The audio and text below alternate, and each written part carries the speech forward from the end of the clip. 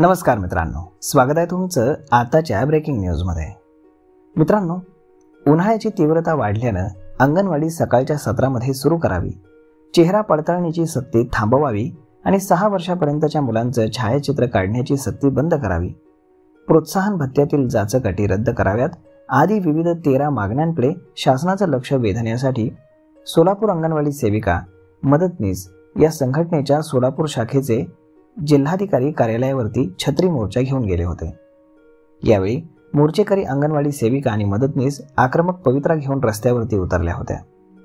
दुपारच्या रणरणत्या उन्हामध्ये 4 हुतात्मा पुतळ्यापासून निघालेल्या या मोर्चामध्ये हजारांपेक्षा जास्त अंगणवाडी सेविका आणि मदतनीस डोक्यावरती छत्री घेऊन सहभागी झाल्या होत्या।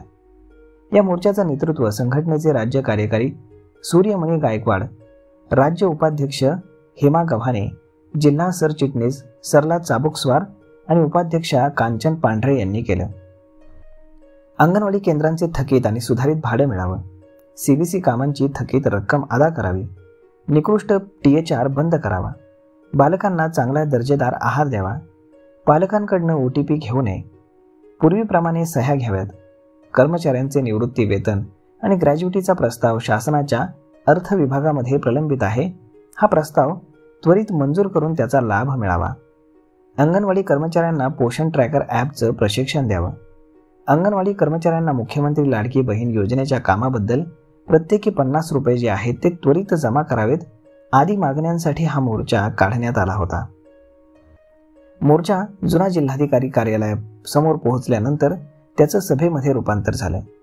यावेळी अंगणवाडी सेविका आणि मदतनीस शासनाच्या विरोधामध्ये हल्लाबोल करताना पाहायला मिळाल्या।